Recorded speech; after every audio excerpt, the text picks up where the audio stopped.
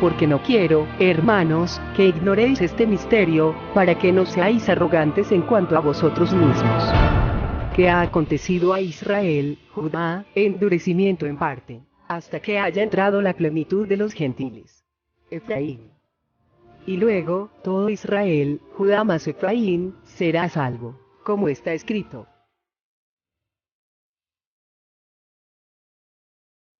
Historia de una familia.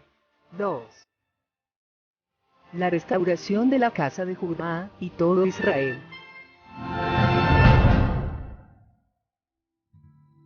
El pueblo judío, Judá, compuesto por un remanente de las tribus de Judá y Benjamín, llevaba años de dominación de diferentes imperios: Babilonia, Medo-Persia, Grecia. Debido a la idolatría, 10 tribus, Efraín, ya habían sido dispersadas, mezcladas entre las naciones, se habían hecho gentiles. Y estando bajo el poder del imperio romano, el Mesías tan anhelado, que esperaban que restaurara el reino de Israel, con sus 12 tribus, estaba entre ellos. A pesar de que hacía grandes señales, y de que muchos le seguían, los líderes del judaísmo se negaban a reconocerlo, cuestionándolo continuamente. Ellos debían haber entendido, pero por la dureza de sus corazones, con dolor, Yeshua, el Mesías, declaró: Jerusalén, Jerusalén, que matas a tus profetas y apedreas a los que te son enviados. ¿Cuántas veces quise juntar a tus hijos, como la gallina junta sus polluelos debajo de las alas, y no quisiste? He aquí, vuestra casa les será dejada desierta. Porque les digo que no me verán hasta que digan: bendito el que viene en el nombre del Señor. Y les anunció lo que estaba por venir. Pero maestro, mira nuestro hermoso templo. De cierto les digo, que no quedará aquí piedra sobre piedra que no sea derribada. Y caerán a filo de espada, y serán llevados cautivos a todas las naciones. Y Jerusalén será hollada por los gentiles hasta que los tiempos de los gentiles se cumplan. Después que el Mesías subió al cielo, los apóstoles instaron a los líderes de Judá a creer. Pablo, como buen fariseo, era estudioso de la palabra, conocía muy bien las escrituras. Por un tiempo persiguió a los que creían, hasta que se le reveló el misterio y comprendió cómo habría de ocurrir la restauración del reino.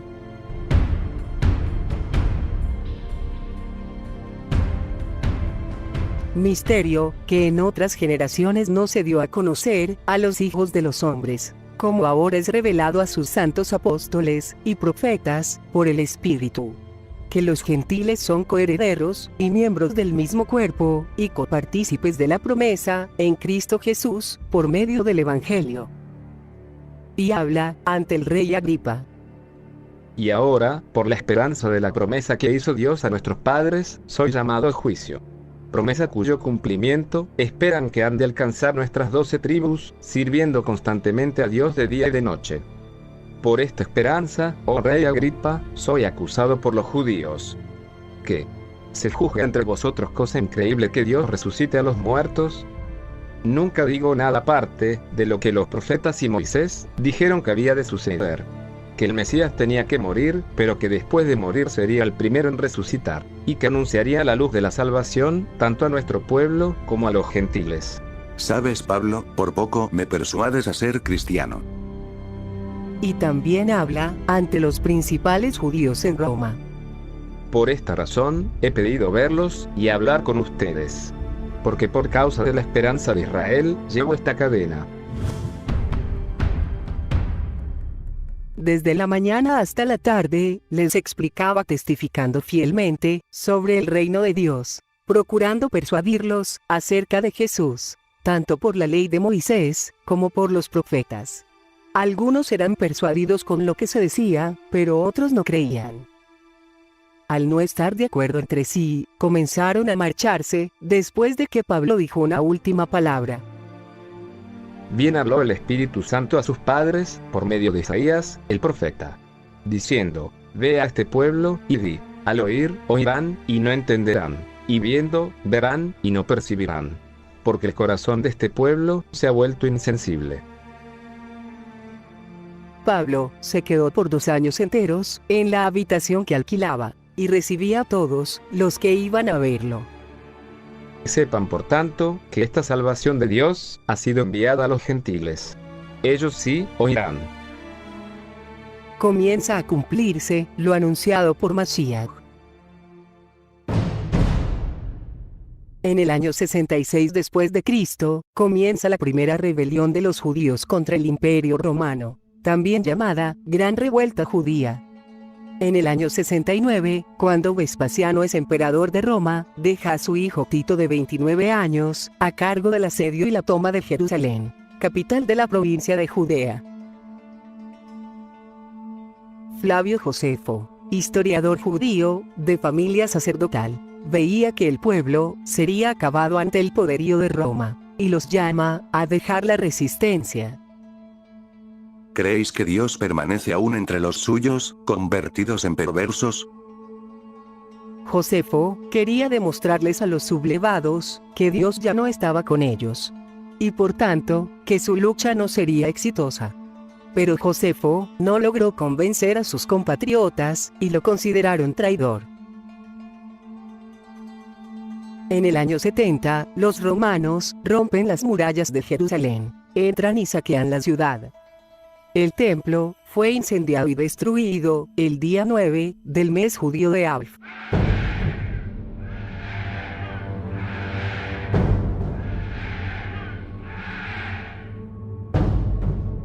Ya conquistada Jerusalén por los romanos, la resistencia judía se encontraba en Masada, una ciudad fortaleza ubicada en la cima aplanada de una montaña.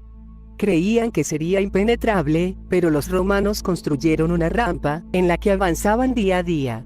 Al llegar, se encontraron con que los judíos habían preferido matarse entre sí que caer en manos de sus enemigos.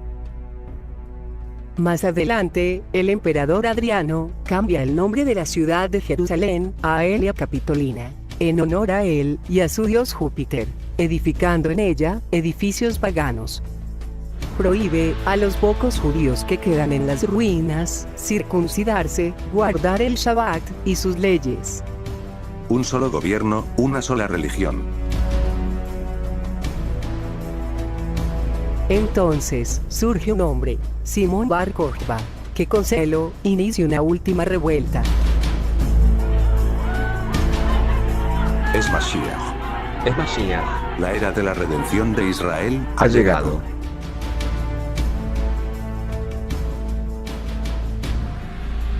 Pero el emperador respondió.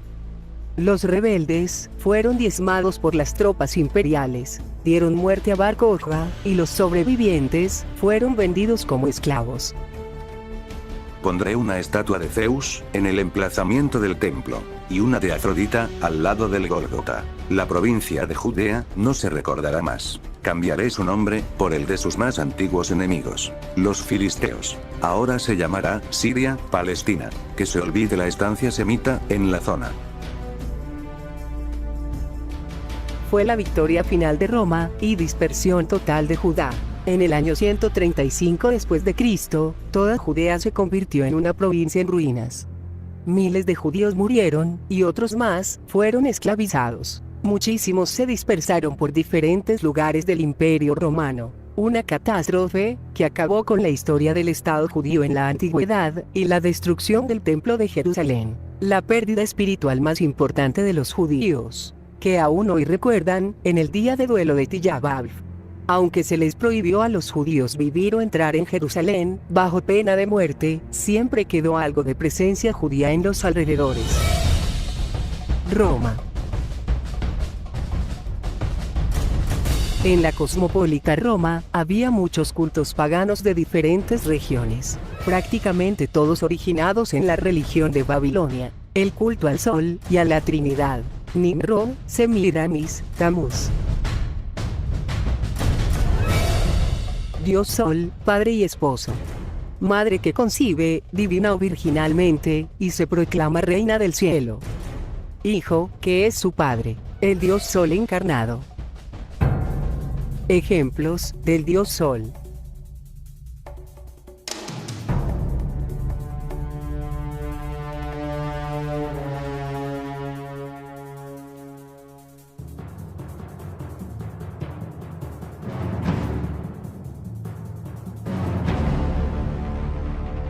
y en el panteón grecorromano, Zeus o Júpiter. Y como ejemplo, uno de sus muchos hijos, Apolo o Febo. Y el emperador, como hijo de los dioses. Para someter a todos, además del poder político militar, debían temer al emperador, como un dios, un hijo de los dioses. Todas estas religiones, creían en los dioses en forma de hombres. Pero también había judaísmo, que cree en un solo Dios, que no tiene forma porque es espíritu, y que enviaría a su ungido, Mesías, o Cristo. Y crecía el cristianismo, que inicialmente era una secta judía, que cree que el ungido, ya vino en la persona de Yeshua, y que volverá a venir. Para los pueblos paganos, no era problema agregar al emperador, como un dios más a sus panteones. Pero a los que no lo aceptaban, como los judíos, y a los creyentes en el Mesías, se les perseguía. Como está escrito, tengan mucho cuidado, ya que no vieron ninguna figura, el día en que el Señor les habló en Horeb, de no caer en la perversión, de hacer figuras que tengan forma de hombre, o de mujer, ni figuras de animales, aves, reptiles o peces. Y cuando miren al cielo, y vean el sol, la luna, las estrellas, y todos los astros, no caigan en la tentación de adorarlos. Porque el Señor su Dios, creó los astros.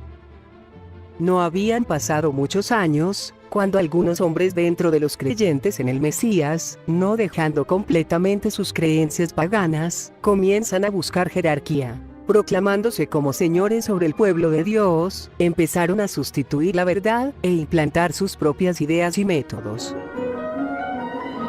No quiero olvidar mis antiguos dioses. ¡Ah! ¿Sus sacerdotes? Este símbolo mesiánico se puede camuflar.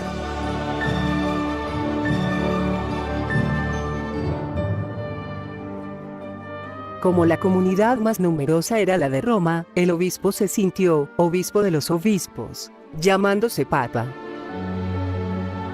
Como está escrito, porque ya está en acción el misterio de la iniquidad. Algunos apostatarán de la fe, escuchando a espíritus engañadores y a doctrinas de demonios. Porque algunos hombres han entrado encubiertamente, los que desde antes habían sido destinados para esta condenación. Hombres impíos, que convierten en libertinaje la gracia de nuestro Dios, y niegan a Dios, el único soberano, y a nuestro Señor Jesucristo. Comienzan a suceder grandes cambios. Al principio del siglo IV, el imperio estaba gobernado por tetrarquías. 2 Augustos y 2 Césares compartían el poder. En una de ellas, llegó a formar parte Constantino. Al haber conflictos entre ellos y otros posibles candidatos, Constantino va venciendo, y elimina los otros 3 puestos, obteniendo el poder absoluto, como Constantino el Grande. Como está escrito, y tras ellos se levantará otro, el cual será diferente de los primeros, y a 3 reyes derribará. Dios le había mostrado a Daniel un poder, llamado cuerno pequeño, que al surgir en la escena, arrancaría a otros 3 poderes. Este cuerno pequeño tenía ojos, como ojos de hombre, y una boca que hablaba grandezas. Y este mismo poder haría guerra contra los santos. Roma no había tenido éxito en imponer la religión oficial, muy ligada al desprestigiado gobierno. Lo que provocó que la gente buscara religiones que prometieran una mejor vida. Hay que actuar estratégicamente. Unidos por la cruz. Antes de la batalla en la que consiguió ser el monarca absoluto, en el año 312, Constantino rogó a su dios solar, y vio el símbolo de la cruz ante el sol. También tuvo un sueño, en el que vio junto a una cruz, la inscripción, in, hoc, signo, vinces, con este signo vencerás. Y se le ordenaba poner este símbolo, en su estandarte.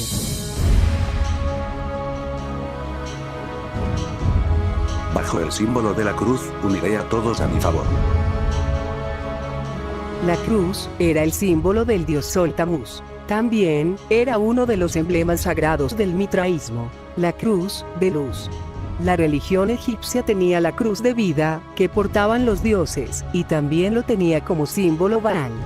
Muchas otras religiones paganas y la astrología, usaban la cruz. Los primeros creyentes en el Mesías, usaban como símbolo un pez. Pero poco a poco, un grupo comenzó a usar la cruz, como referente al martirio de Cristo, adoptándolo de sus religiones paganas anteriores. Así es que acudieron al llamado.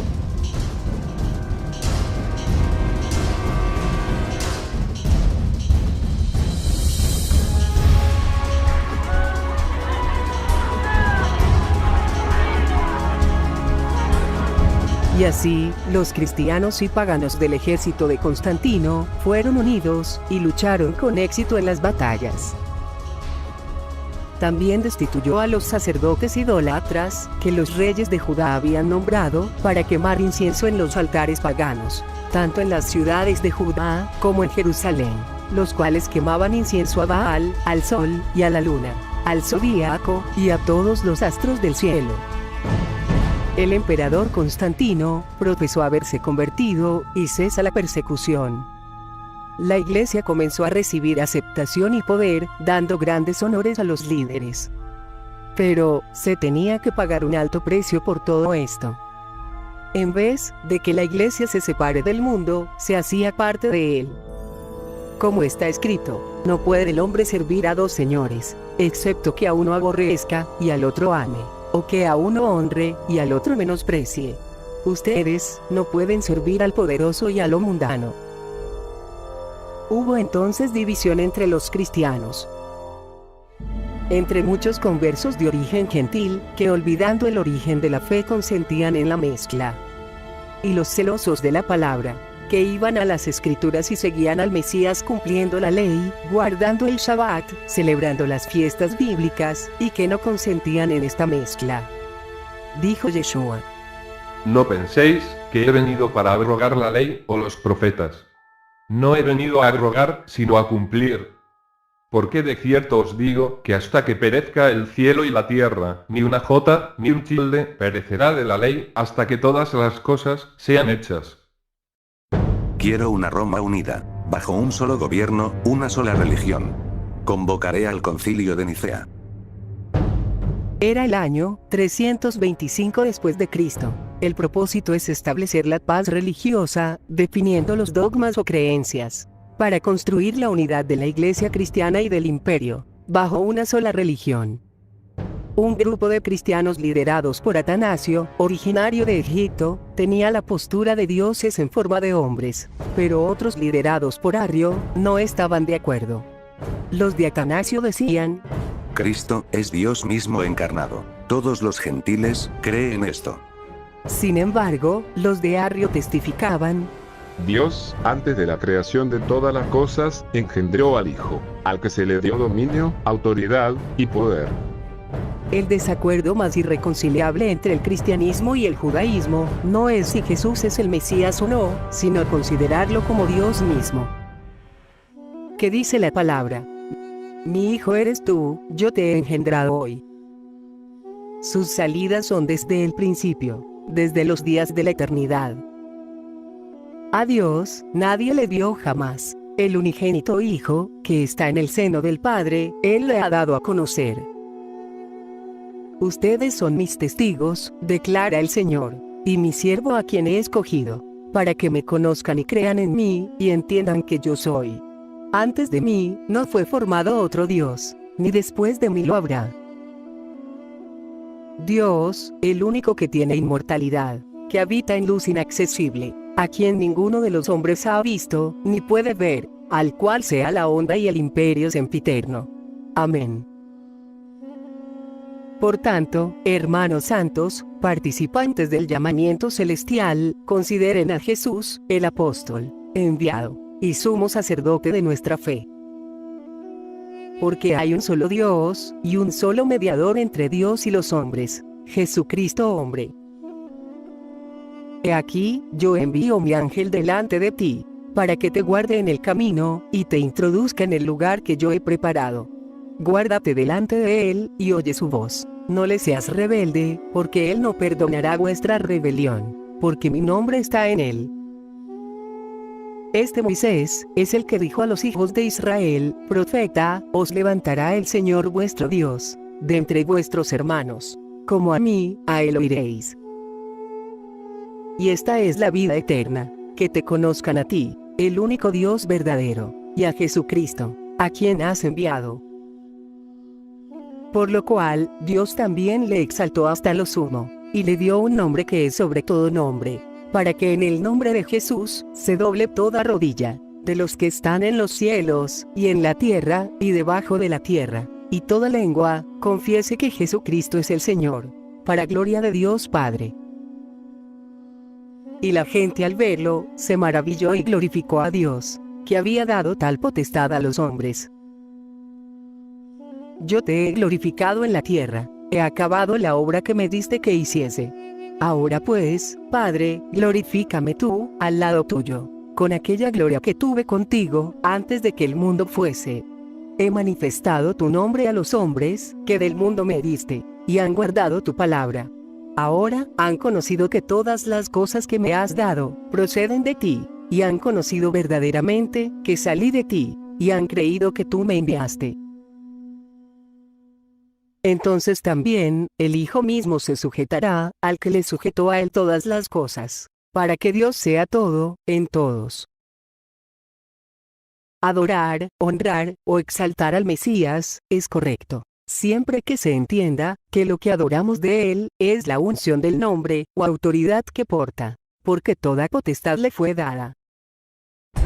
Volviendo al Concilio de Nicea, la doctrina de la Iglesia será la de Atanasio. Cristo es Dios hecho hombre. Ya no se guarda el sábado, sino que todos deben descansar el venerable día del sol. Ya no se sigue la fecha de la Pascua judía, para determinar la resurrección, sino que nos guiaremos por la fiesta de la diosa de la fertilidad. Quiero decir, por el equinoccio de primavera.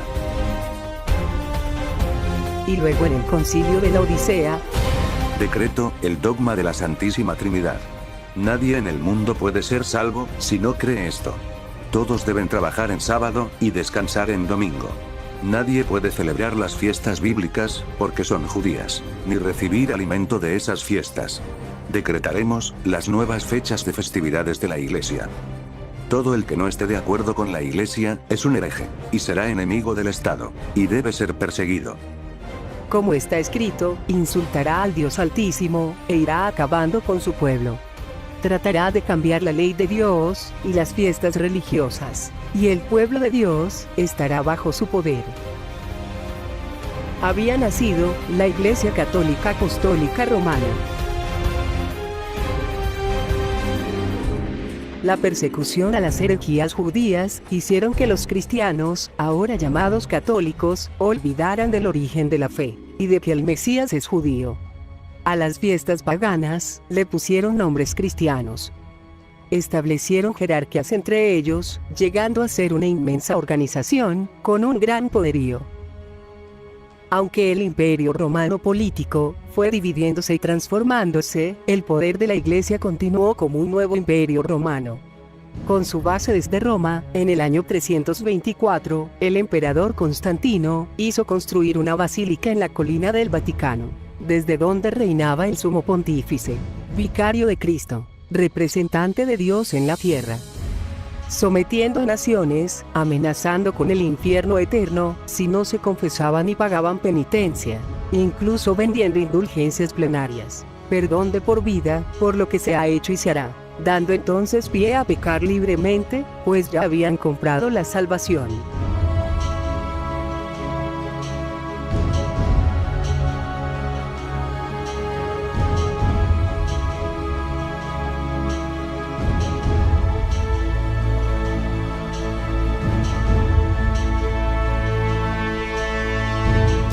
Dijo Yeshua: Ustedes saben que los gobernantes de los gentiles se enseñorean de ellos, y que los grandes ejercen autoridad sobre ellos.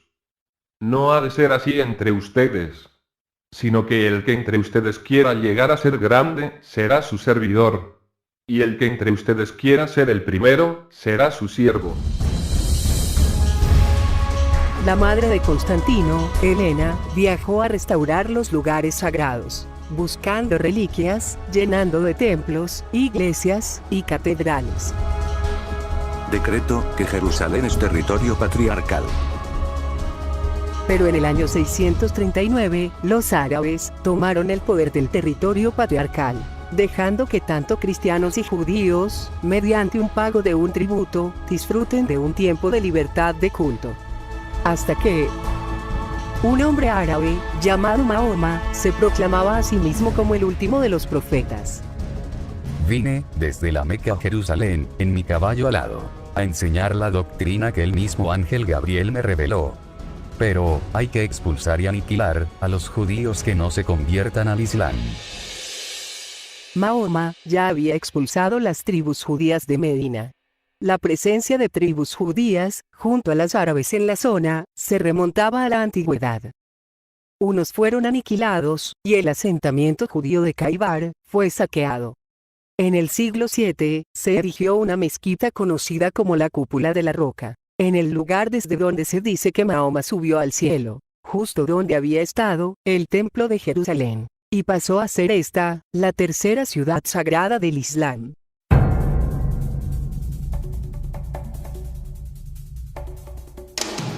Las cruzadas. Mientras tanto, en Roma, los cristianos católicos seguían en pleitos más bien terrenales. Los feudos, las jerarquías, los dogmas, Oriente versus Occidente, etc. Entonces en el siglo XI, el papado hizo un llamado a terminar las contiendas entre ellos y unirse en una causa común, la pelea contra el infiel, y acabar con el dominio musulmán de Tierra Santa. Adueñémonos de Tierra Santa. Hay indulgencias espirituales y privilegios a los que se unan en esta campaña militar.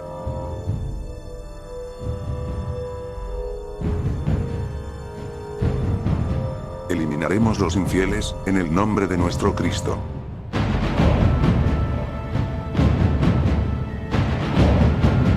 Conquistamos Jerusalén y la convertimos en la capital del reino cruzado de Jerusalén.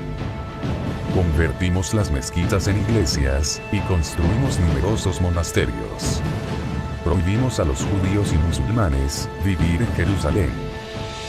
Esta prohibición duró por 88 años. Luego hubo períodos en que se recobraba el territorio por los árabes, y se volvía a tomar por los cruzados, siendo el Imperio Otomano quien definitivamente lo conquistó desde 1517 hasta 1917. Ante tanta persecución e inestabilidad, muchísimos judíos ya se habían asentado mayoritariamente en Europa, donde se les perseguía y acosaba continuamente. El crecimiento de los estados cristianos les significó un relegamiento a las actividades de comercio y profesiones, llegando a destacarse y permitiéndoles dedicarse a prestamistas, lo que les trajo más hostilidad pública.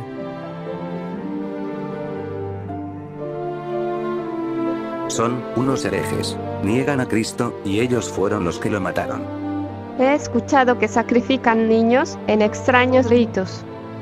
Hay que restringir sus derechos, que habiten separados de nosotros. Seguro que la peste bubónica, esta peste negra que nos está matando, la causaron ellos. Por mi parte, yo, el rey Eduardo I de Inglaterra, declaro este año de 1290, que los judíos son expulsados de mi reino. Yo, el Papa Lucio III, en este año de 1184, establezco el Tribunal de la Santa Inquisición y del Santo Oficio. Exijo a los obispos que intervengan activamente para extirpar la herejía, y les otorgo la potestad de juzgar y condenar a los herejes de su diócesis. La Inquisición. El Tribunal de la Santa Inquisición y del Santo Oficio imponía el castigo físico sin piedad a los herejes, llegando incluso a la muerte. A los judíos, los considerados brujos o hechiceros, y todos los que se salieran de su control, como sería más adelante el movimiento protestante, se les hacía declararse culpables, mediante horribles torturas, y se les confiscaba sus bienes.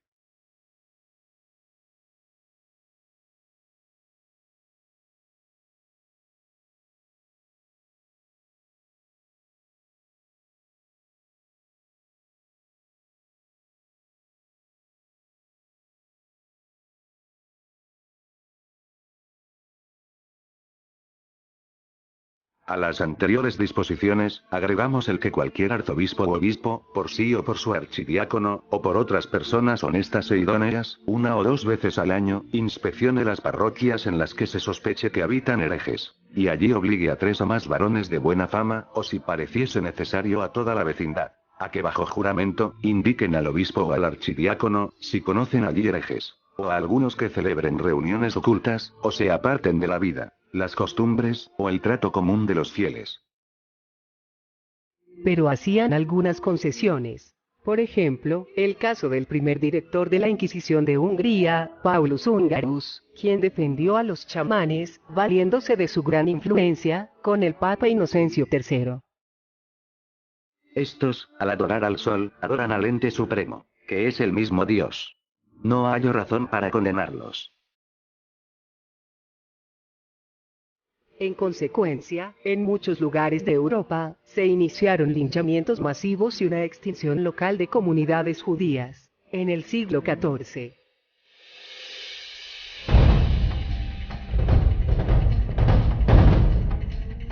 Sefarad. Se cree que los primeros judíos vinieron a España, en la época del rey Salomón, aprovechando los viajes fenicios, basados en la siguiente cita bíblica. Porque el rey tenía en el mar, una flota de naves de Tarsis, con la flota de Irán. Una vez cada 3 años, venía la flota de Tarsis, y traía oro, plata, marfil, monos, y pavos reales. Irán era un príncipe fenicio de tiempos de Salomón.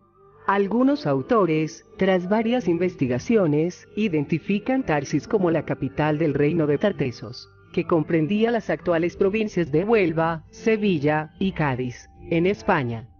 Otro grupo de judíos llegaría después de la deportación ordenada por Nabucodonosor. Pero lo que sí se sabe con seguridad es que la presencia judía en la península llega de forma organizada y en número importante a partir del año 70 de nuestra era, tras la destrucción del Templo de Jerusalén, y luego de la muerte de Bar Kokhba. Pablo escribe a los romanos sobre su anhelo de visitar España, lo que indica la existencia de comunidades judías en la península. Y como desde hace muchos años, estoy queriendo visitarlos, espero que podré hacerlo durante mi viaje a España. Jonathan Ben Uziel, el más grande discípulo de Hillel, también identifica a España con la Sefarad bíblica, y de ahí que los judíos españoles se llamen sefardíes. Justo al centro de la península, en el corazón, encontramos la ciudad de Toledo. Toledo.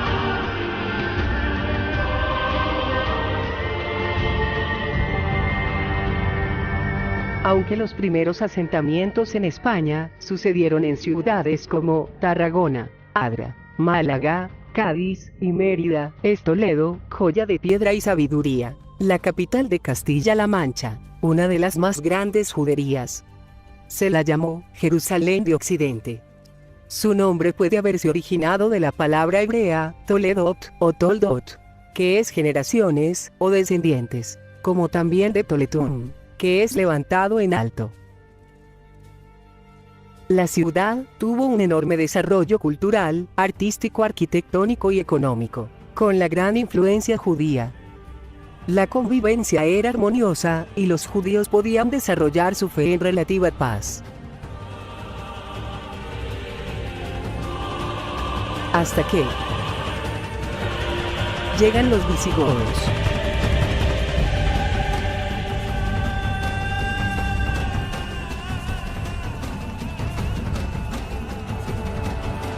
El rey visigodo, Leovigildo, establece que Toledo será capital del reino visigodo. Le sigue en el trono su hijo Recaredo, quien se convierte al catolicismo alrededor del año 586. Conseguiré la unidad religiosa en mi reino. Comienzan fuertes persecuciones, forzando a la conversión a los judíos, y confiscando sus bienes, incluso esclavizándolos a no ser que se convirtieran, eliminando a todo el que no abrace el catolicismo.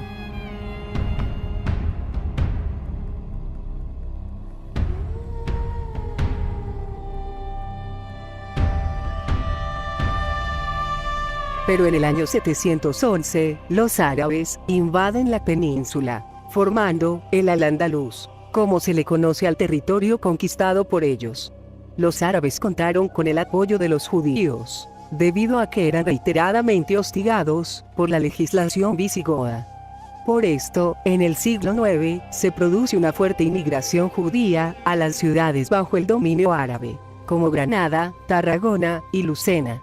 El siglo X y XI, época del Califato de Córdoba, es la gran época de los judíos españoles, alcanzando su mayor bienestar y nivel cultural.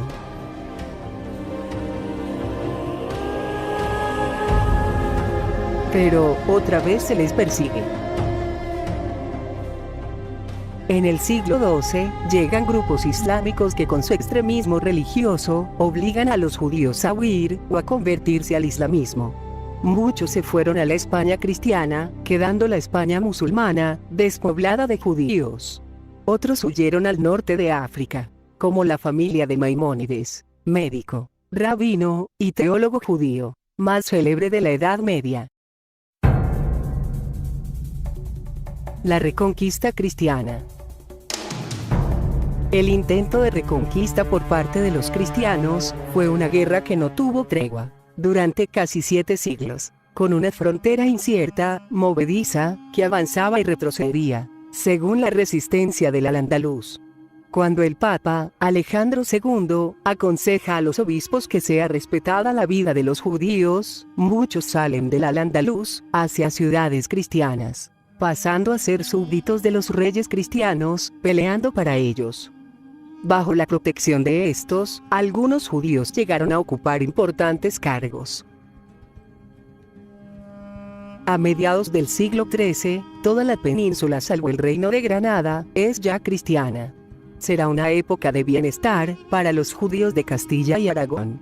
Toledo vuelve a ser un importante centro de vida judía. Surgen grandes rabinos, literatos, financieros y hombres de Estado. Los reyes cristianos del siglo XIII fueron generalmente favorables a los judíos, ya que al ir conquistando territorios, necesitaban poblarlos, concediendo beneficios y propiedades, así como privilegios para ejercer sus oficios, a los judíos que acudiesen a poblarlas. Pero ya, a fines de siglo, comienzan nuevamente los problemas. En Aragón, se les prohíbe ocupar cargos públicos.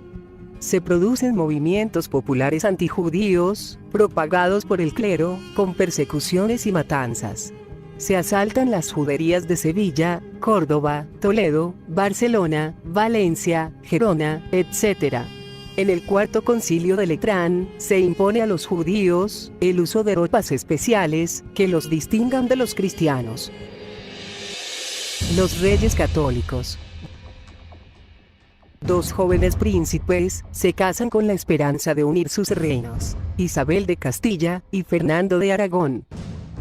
Sueño con unificar Castilla y Aragón, y que seamos todos católicos. Eliminaremos la herejía. Y unificaremos toda España bajo una sola religión. Comienzan nuevamente las conversiones forzadas al cristianismo. Los judíos, ante las amenazas, y cansados ya de tanta hostilidad, se bautizan. Pero en secreto, muchos siguen con su fe.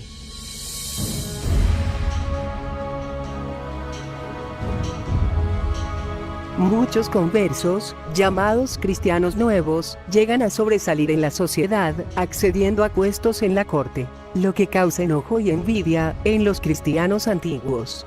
Tomás de Torquemada, monje dominico, piensa que el problema son los llamados marranos, los judíos que ahora son cristianos nuevos, pero que secretamente siguen con sus herejías.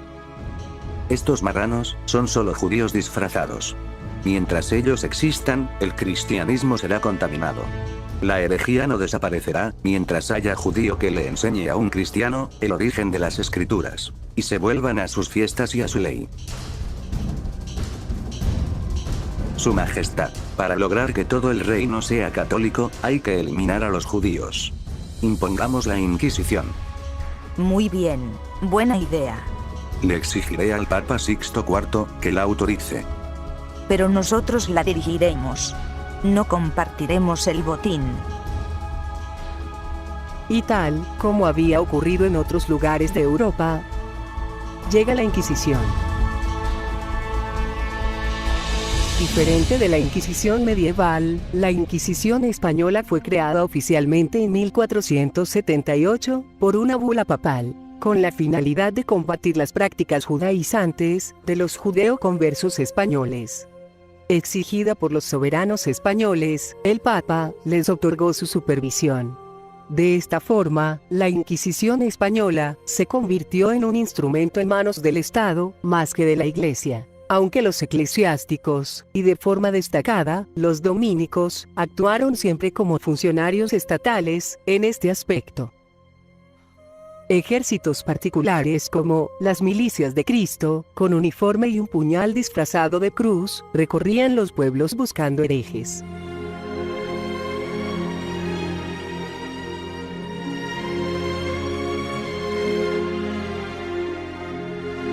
Ante el miedo y la presión, familiares y amigos comenzaron a hacer denuncias de cualquier acto que pareciera judaizante. Además, se premiaba a los delatores con parte de los bienes de los acusados y bendiciones.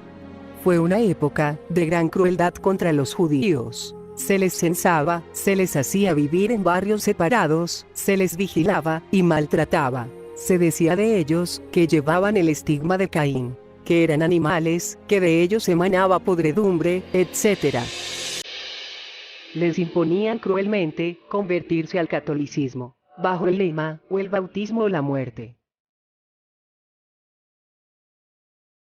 Se les llamaba a juicio, bajo la más mínima sospecha. Se les encarcelaba y despojaba de sus bienes. Se les humillaba.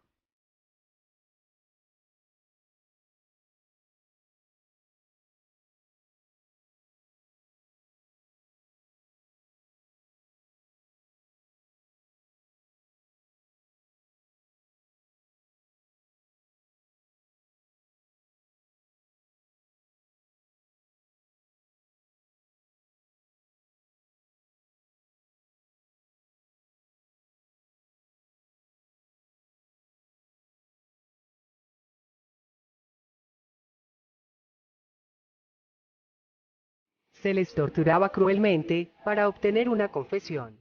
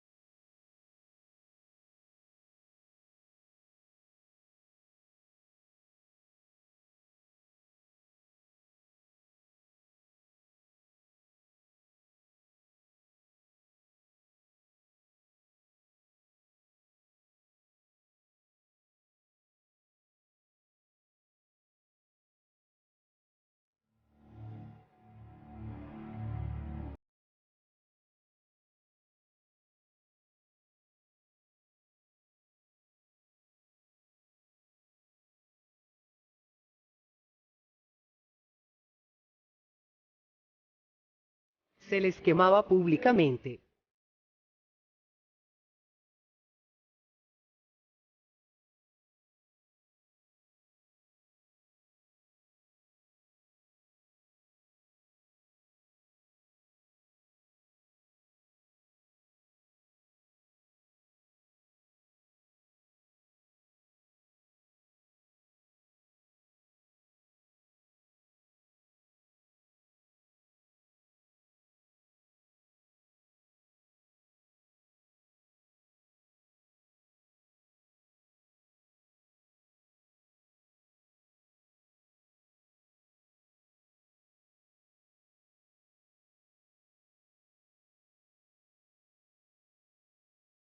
Muchas familias de judíos conversos ni siquiera contaban a sus hijos que eran de ascendencia judía, para protegerlos.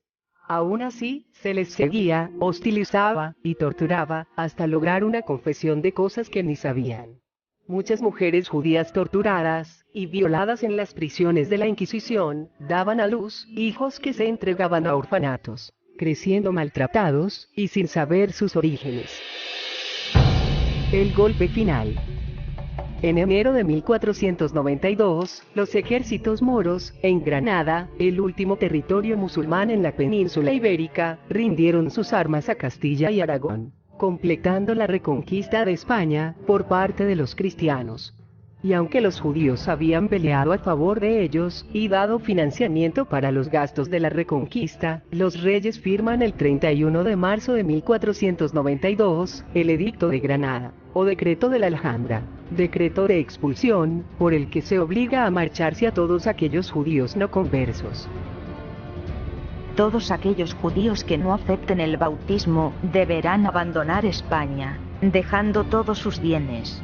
Tendrán plazo hasta el 31 de julio de este año de 1492. Todo el que se halle en territorio español, después de este plazo, merecerá la muerte. Al decreto de expulsión, se le dio una prórroga, por los días que llevaba el anunciarlo. Todo el que se hallare en el territorio, a partir del 3 de agosto de 1492, sería muerto. Unos 100.000 judíos abandonaron España. Sus descendientes son los sefardíes, que conservan aún el idioma de Castilla. En su diáspora por todo el Mediterráneo, llevaron en su corazón dos nombres, Sefarad y Jerusalén. Se distribuyeron principalmente por Grecia, Turquía, Palestina, Egipto y norte de África. Pero, al punto de casi cumplido el plazo, aún quedaban muchos en España. Algo estaba a punto de acontecer. Cristóbal Colón.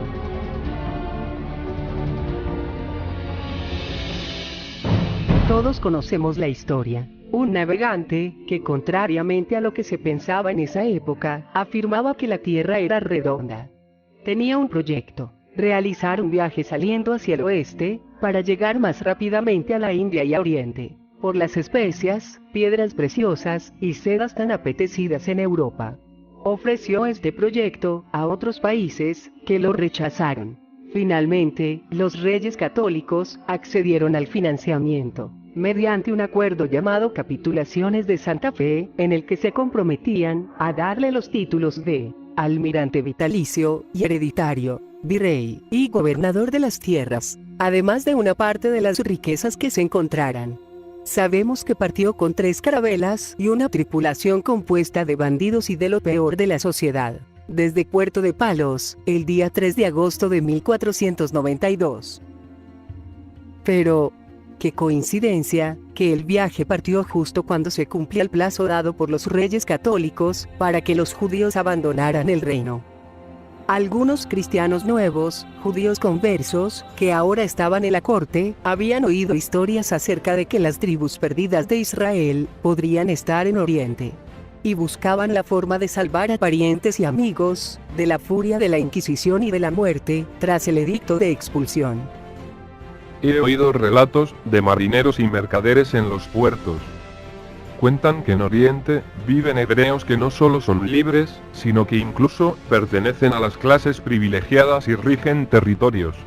Si hubiera alguien dispuesto a descubrir estas tierras, o que sepa cómo llegar a ellas, yo sé de un hombre que ofreció a los portugueses una ruta más corta a las Indias, pero el rey de Portugal lo rechazó.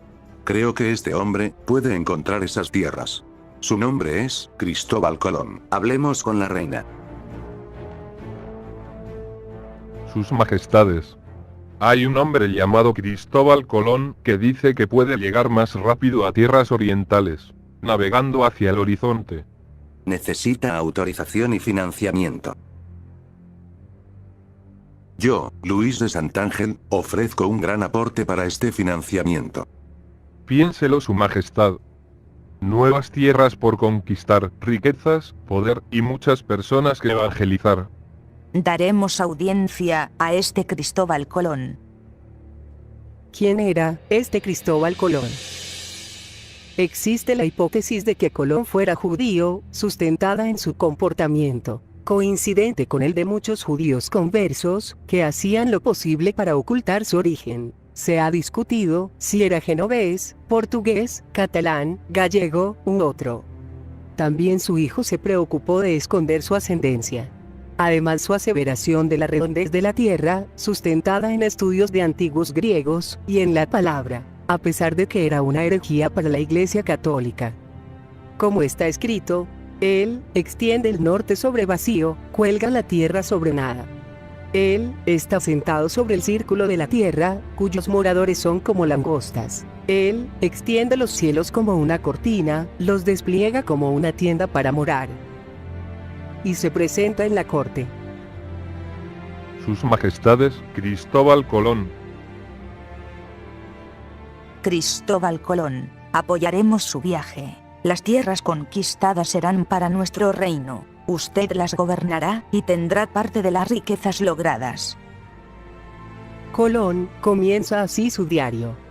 Así que, después de haber echado fuera a todos los judíos de todos vuestros reinos y señoríos, en el mismo mes de enero, mandaron vuestras altezas a mí, que con armada suficiente, me fuese a las dichas partidas de India. Porque comienza su diario, aludiendo a la expulsión de los judíos. Se sabe que Colón estaba familiarizado con la cronología hebraica. En un escrito, al referirse al año en curso 1481, le asignó el año hebreo 5241. Al referirse a la destrucción del segundo templo de Jerusalén, dice la segunda casa, llamado así por los judíos. En una carta, escribió así: Pónganme el nombre que quisieren, que al fin David, rey muy sabio, guardó ovejas y después fue hecho rey de Jerusalén. Yo soy siervo de aquel mismo Señor que puso a David en este estado. El diario del primer viaje contiene una página muy significativa, fechada el 23 de septiembre de 1492. El viaje se prolongaba, no se veía aún tierra. Y como la mar estuviese mansa y llana, murmuraba la gente diciendo, que pues allí no había mar grande que nunca ventaría para volver a España. De pronto, alzóse mucho la mar y sin viento, cosa que asombró y apaciguó a la vez a los marineros. Así que, muy necesario me fue la mar alta, que no pareció, salvo el tiempo de los judíos cuando salieron de Egipto contra Moisés, que los sacaba del cautiverio. Esa manera de reaccionar del almirante es típica de los judíos, ilustrar situaciones con lugares o episodios de las escrituras sagradas. Clara prueba de su familiaridad con el judaísmo. Además, hay transcripciones hechas de su puño y letra de los libros de los profetas, sobre todo del libro de Isaías. En sus cartas le cita una y otra vez. Sí, se reúnen las naves para mí, con los navíos de Tarsis a la cabeza, para traer de lejos a tus hijos con su oro y su plata, para el nombre del Señor tu Dios, para el Santo de Israel que te glorifica. Después verá en el feliz éxito de su empresa, una confirmación de las profecías de Isaías. Además, había un signo que siempre usaba, al firmar sus cartas a su hijo, una abreviatura de la bendición hebraica. Baruch Hashem, alabado sea el Señor, mediante las iniciales de las dos palabras, Bet y Jai. Si Colón era converso o marrano, le importaba defenderse de aquel mundo de inquisidores, poniéndoles ante las narices el signo de la cruz, por si acaso. Por otra parte, para sí mismo y para su hijo, decía, en cifra y en la lengua de sus mayores, alabado sea el Señor. Y se prepara el viaje. Mientras Colón estaba ultimando los preparativos para el viaje hacia las Indias, los judíos se prestaban también a partir, pero por la fuerza. No pudiendo llevar consigo, sino equipaje de mano. Tenían que malvender sus posesiones, a precios más y más ruinosos. Terminaron por recibir a lo sumo, un puñado de monedas de oro, que empleaban en adquirir lo necesario para el viaje, por cuanto el edicto de expulsión prohibía la salida de metales preciosos. Cuando llegaban a puerto, capitanes sin escrúpulos, les exigían por el pasaje el triple o el cuádruple de lo debido. Noticias que llegaban a la península, los llenaban de temor. Una nave, fletada para ir a Turquía, había cambiado súbitamente el rumbo, para llevar los judíos a África, y venderlos como esclavos. La medianoche del 2 de agosto, fue el término definitivo para la permanencia de los judíos en territorio español. Ese día, 2 de agosto de 1492, cayó según el calendario hebraico, en el gran día de duelo de Israel. El 9 de Av, aniversario de la segunda destrucción del Templo de Jerusalén. Se cumplía el plazo, y Colón necesitaba tripulación para su empresa. Una gran oportunidad. Y zarpan, rumbo a las Indias. Se sabe de 6 criptojudíos, viajando con Colón en su primer viaje. Entre ellos, Rodrigo de Triana, maestre Bernal, médico de la expedición, y Luis de Torres, intérprete que hablaba hebreo y árabe, lenguas que creían útiles en Oriente. Su destino original. En los siguientes años, numerosos judíos y criptojudíos llegaban con esperanzas de practicar su fe libremente.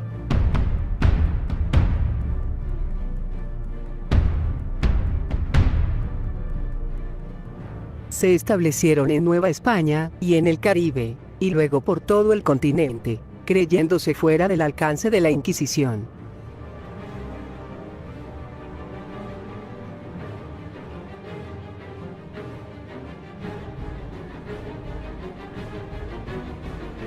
Pero ya desde el segundo viaje de Colón, venían sacerdotes jesuitas y dominicos con el propósito de evangelizar. Esto fue más fuerte, aun cuando se supo que no eran las Indias, sino un nuevo continente. El Papa Alejandro VI, en sus bulas intercaetera, estableció: la corona de Castilla tiene la obligación de convertir a todos sus súbditos a la fe católica. Esto motivó la llegada de una considerable cantidad de misioneros de distintas órdenes católicas, tanto para convertir a los nativos, como para cuidar que los que llegasen a Nueva España fuesen cristianos viejos, ajenos de toda mala sospecha, y fiscalizar que no se apartaran de la doctrina católica, con la temida Inquisición. La Inquisición en América. A mediados del siglo XVI, en Hispanoamérica, están ya los españoles firmemente establecidos en México y en Perú. En estas colonias, había un porcentaje importante de cristianos nuevos. Bernal Díaz Castillo describe varias ejecuciones de soldados en las fuerzas dirigidas por Hernán Cortés, durante la conquista de México, a causa del hecho de que eran judíos. El rey Felipe II, por Real Célula del 25 de enero de 1569, crea los tribunales de la Inquisición, en la Ciudad de México y en Lima, a los que se enviaban los acusados de las diferentes colonias. En Cartagena de Indias, se estableció en 1610, otro tribunal para aliviar la recargada responsabilidad de los dos anteriores. Y comienza el horror nuevamente. Durante la colonización y con el mestizaje, la conversión al catolicismo, impuesta a la población americana, fue ampliamente exitosa. Los judíos debían seguir fingiendo. Nuevamente, se hostigó a los que se tenía sospecha de ser marranos, sobre todo, si tenían bienes que requisar. Se entregaron muchos hombres a las torturas, prisiones, e incluso la hoguera, en los autos de fe. En México.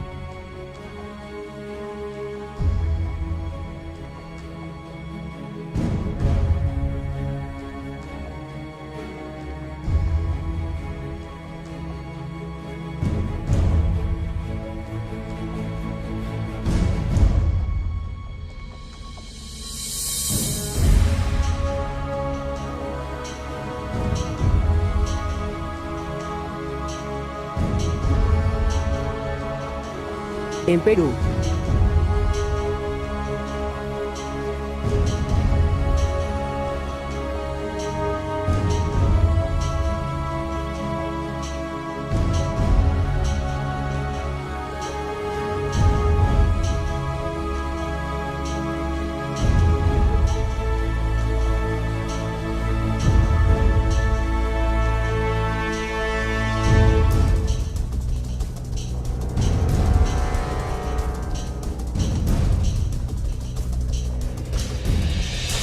Estos espectáculos sanguinarios se dieron asimismo en el Brasil, Chile y México.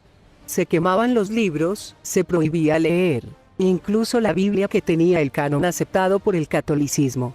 No habría que dejar lugar a la libre interpretación.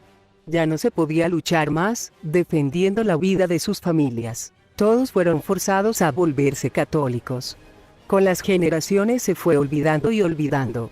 A los descendientes de estos, se les perdió casi en su totalidad la identidad judía, hasta el día de hoy. Pero, para prevenir el completo olvido de su origen judío, habían agregado en sus apellidos la primera y última letra de la palabra Eretz, la tierra de Israel, o sea, la terminación E-Z, como por ejemplo, Pérez.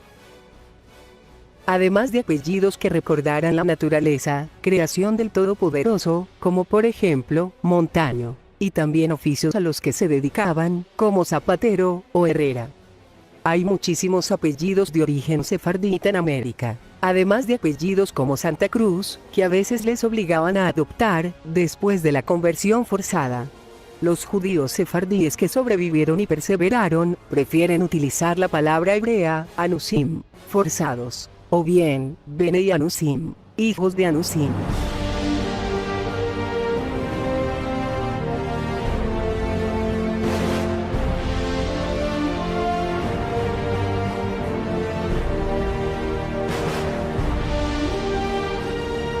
Los religiosos católicos se relacionaron estrechamente con los pobladores nativos, involucrándose en sus problemas y en los abusos que sufrían por parte de algunos conquistadores y encomenderos, especie de señores feudales.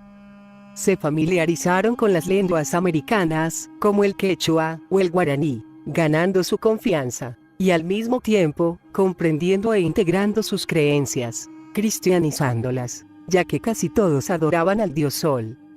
El catolicismo latinoamericano se formó de un nuevo sincretismo religioso, mezclándolo con las antiguas religiones y creencias precolombinas y africanas. Y como el Señor había dicho, si no pones en práctica todas las instrucciones escritas en este libro, ni respetas este glorioso e imponente nombre del Señor tu Dios, tú, Israel, que eras tan numeroso como las estrellas del cielo, quedarás reducido a un pequeño número. Por no haber obedecido al Señor tu Dios, serás arrancado violentamente del país que vas a ocupar. El Señor te esparcirá por todas las naciones, de un extremo a otro de la tierra, y allí adorarás a dioses ajenos, dioses de madera y de piedra, que ni tú, ni tus antepasados conocieron. Y mientras vivas en esas naciones, no tendrás tranquilidad ni reposo, porque el Señor te hará vivir asustado, con los ojos tristes, y lleno de ansiedad. Pero el Señor es misericordioso, y ha dicho a través de su siervo Abdías, primero, que juzgará a Edom. Porque cercano está el día del Señor contra todas las naciones. Edom, como hiciste se te hará, sobre tu cabeza recaerá tu merecido. Los descendientes de Jacob será fuego, y los de José, llama. Pero la casa real de Esaú será estopa, le pondrán fuego y la consumirán. De tal forma que no quedará sobreviviente entre los descendientes de Esaú. El Señor lo ha dicho. ¿Quién es Edom, o Esaú? Esaú, llamado también Edom por su color pelirrojo, fue el hijo primogénito de Isaac, que más tarde menospreció su primogenitura, y se la vendió a Jacob. Albergó tal nivel de rencor contra su hermano, que fue transmitido a su descendencia. Durante las guerras de Judá contra Babilonia y Roma, los descendientes de Esaú traicionaron a Judá. Dios dijo que un descendiente de Esaú, llamado Amalek, siempre estaría en lucha contra Israel. En la historia judía tardía, el Imperio Romano llegó a ser identificado con Edom, específicamente, con remanentes de Amalek, como aún designa actualmente a los países occidentales. Esto puede verse en los escritos rabínicos y farisaicos, tales como la Mishnah o el Talmud, en que las autoridades rabínicas y eruditos judíos de Babilonia, y otros líderes del exilio, utilizan el término edomita para referirse a Roma, el Imperio Bizantino. De manera paralela al mundo islámico, se le refiere como Ismael. Segundo, que restaurará a Judá. Los del Negev poseerán el monte de Esaú. y los de la Sefela poseerán Filistea. Los israelitas poseerán los campos de Efraín y de Samaria. Y los de Benjamín poseerán Galaad. Los exiliados, este ejército de israelitas que viven entre los cananeos, poseerán la tierra hasta Sarepta. Los desterrados de Jerusalén, que viven en Sefarad, poseerán las ciudades del Negev. Y los libertadores subirán al monte Sión, para gobernar la región montañosa de Saúl. Y el reino será del Señor. ¿Cuándo se cumplirá esta profecía? Ya comenzó. Como a pesar de todo, muchos judíos no perdieron su identidad, sabemos dónde están, y que un remanente ha vuelto a casa. Como está escrito: ¿Quién oyó cosa semejante? ¿Quién vio tal cosa? ¿Concebirá la tierra en un día? ¿Nacerá una nación de una vez? Pues en cuanto Sión estuvo de parto, dio a luz sus hijos. En 1947, el gobierno británico decidió retirarse de la tierra, ahora llamada Palestina, y puso en manos de la ONU la decisión sobre el territorio habitado por árabes y judíos. Naciones Unidas aprobó un plan que dividía el territorio en dos estados, dando a los árabes y judíos una extensión similar de terreno. En 1948 nace el Estado de Israel, pero es atacado por países árabes que se oponían a su existencia. Israel sale victorioso. En 1967, tras la Guerra de los 6 días, recuperan Jerusalén. Pero, ¿y los demás? ¿Los que no conocen su identidad? Así como el hijo pródigo que perdió su identidad, y estando sumergido en el lodo, en la inmundicia de los cerdos, un día reaccionó. ¿Cuántos jornaleros en casa de mi padre tienen abundancia de pan, y yo aquí perezco de hambre? Regresaré a casa de mi padre y le diré: Padre mío, he pecado contra Dios y contra ti, ya no merezco llamarme tu hijo, trátame como a uno de tus trabajadores. Así, si escuchamos la voz del Mesías, reaccionemos. Salgamos del lodo para ir al encuentro de nuestro Padre. Padre mío, he pecado contra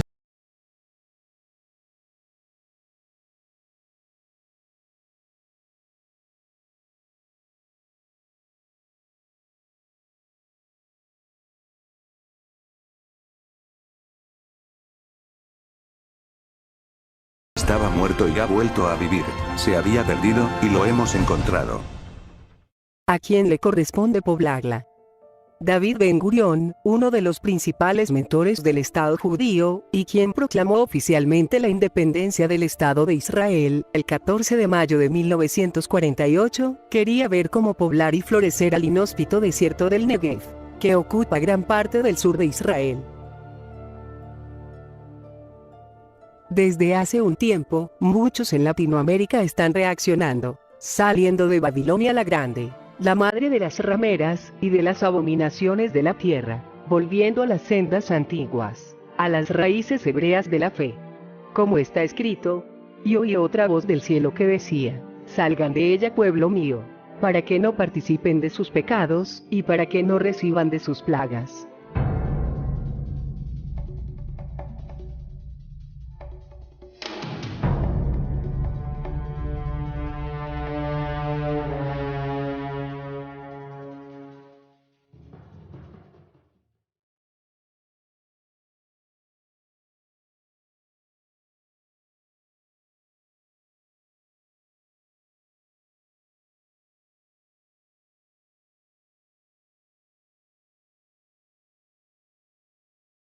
Así ha dicho el Señor de los ejércitos. En aquellos días, acontecerá que 10 hombres de las naciones de toda lengua, tomarán del manto a un judío diciendo: iremos con vosotros, porque hemos oído que Dios está con vosotros.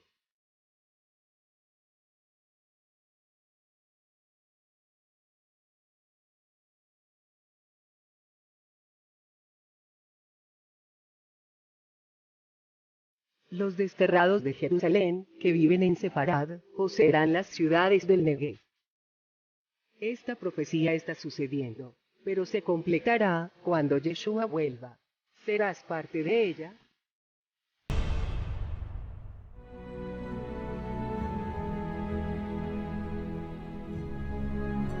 Cuando el Señor hiciere volver la cautividad de Sión, seremos como los que sueñan. Entonces nuestra boca se llenará de risa, y nuestra lengua de alabanza. Entonces dirán entre las naciones: grandes cosas ha hecho el Señor con estos. Grandes cosas ha hecho el Señor con nosotros. Estaremos alegres. Haz volver nuestra cautividad, oh Señor, como los arroyos del Negev. Los que sembraron con lágrimas, con regocijo segarán. Irá, andando y llorando, el que lleva la preciosa semilla, mas volverá a venir, con regocijo, trayendo sus gavillas.